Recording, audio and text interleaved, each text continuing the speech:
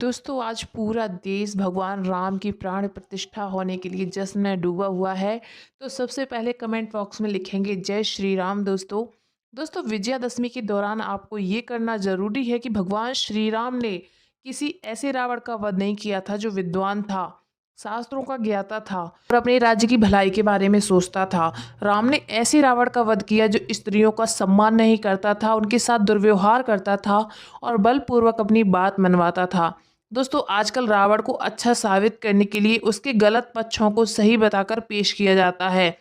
हाँ दोस्तों, रावण रचित शिव तांडव हम आज भी गाते हैं, जिसका अर्थ ये हुआ कि बुरे से बुरे व्यक्ति ने अगर कोई अच्छा काम कर दिया तो उस अच्छे को याद रखा जाता है, लेकिन उसे अपने कर्मों का फल अवश्य मिलता है।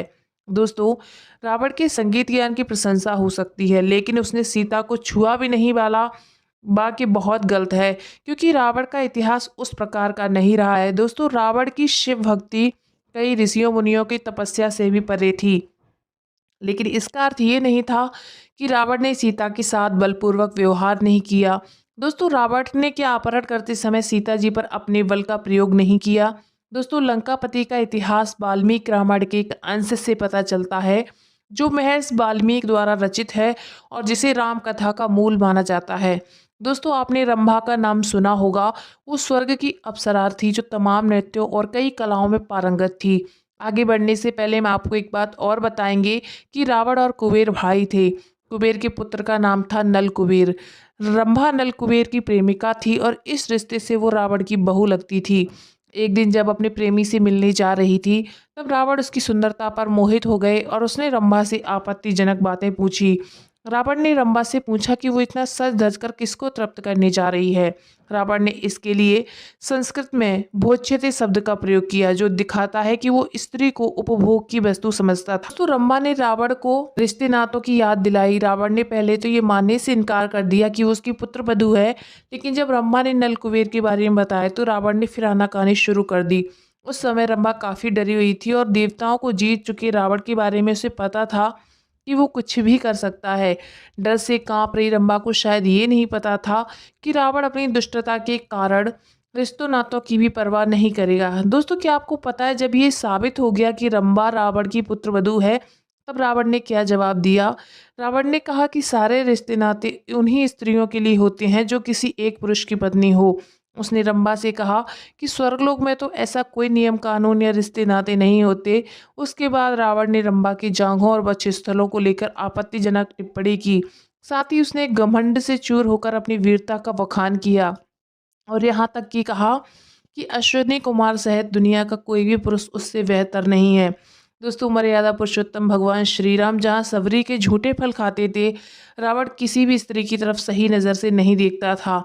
दोस्तों वाल्मीकि रामायण के अनुसार रावण ने रंभा को बलपूर्वक शिला पर बैठाया और फिर काम भोग में लीन होकर बलपूर्वक उसके साथ समागम किया। रंभा के पुष्पहार टूट गए, उसके द्वारा धारण किए गए आभूषण बिखर गए और व्याकुलता से वो पीड़ित हो उठी। रावण रंभा का बलात्कार करने के बाद उसको वहीं छोड़ दिया और निकल गया। मैं इस वाल्मीकि लिखते हैं कि उसकी हालत ऐसी हो गई थी जैसे किसी फूलों की लता को हवा द्वारा झकझोर दिया गया हो। उसका श्रृंगार अस्त व्यस्त हो गया और उसका शरीर कांप रहा था। बिलखती रंभा अपने प्रेमी नल कुबेर के पैरों पर गिर पड़ी थी। रंभा ने नल कुबेर को बताया कि रावण स्वर्ग जीतने के लिए भारी संख्या में सैन्यबल लेकर आया है और इसी दौरान उसने उसका बलात्कार किया। दोस्तों नलकुबेर महामना थे। उनमें ब्राह्मण सी धर्मशीलता और क्षत्रिय सी वीरता थी। अपनी प्रेमिका के साथ हुए अत्याचार से क्रुद्ध होकर नलकुबेर ने उसी क्षण रावण को श्राप दिया कि आगे से उसने किसी भी स्त्री के साथ बलपूर्व समागम करना चाहा तो उसके सिर के 2 टुकड़े हो जाएंगे। अर्थात रावण तब तक किसी स्त्री के साथ संभोग नहीं कर सकता था जब तक वो ऐसा न चाहती हो। अब आपको दोस्तों जवाब मिल गया होगा कि रावण ने सीता से इतनी मिन्नतें क्यों की। उसने क्यों सीता जी के साथ लंका में जबरन कुछ गलत करने की कोशिश नहीं की। दोस्तों सीता हरण के समय भी जब रावण ने अपने ही मुंह से कहा था कि किस तरह उसने इधर उधर से काफ़ी सारी स्त्रियों का अपहरण कर उन्हें लंका में लाकर रखा है। अगर किसी के भीतर अच्छे गुण हैं, अच्छे पर्चों की चर्चा करना ज़रूरी है, तो इसके अच्छे चर्चा करने की कोई बुराई नहीं है। लेकिन जिस क्षेत्र में वो बुरा था, बलात्कारी था, उस मामले में उसकी बुराई में अच्छा ढूँढने वालों को कम से कम बिना तथ्यों को जाने दुष्प्रचार नहीं फैलाना चाहिए। दोस्तों उम्मीद करते हैं आप सभी लोगों को वीडियो पसंद आया होगा। वीडियो पसंद आया तो वीडियो को लाइक करने के साथ साथ चैनल को सब्सक्राइब करना बिल्कुल मत भूलना। Thanks for watching.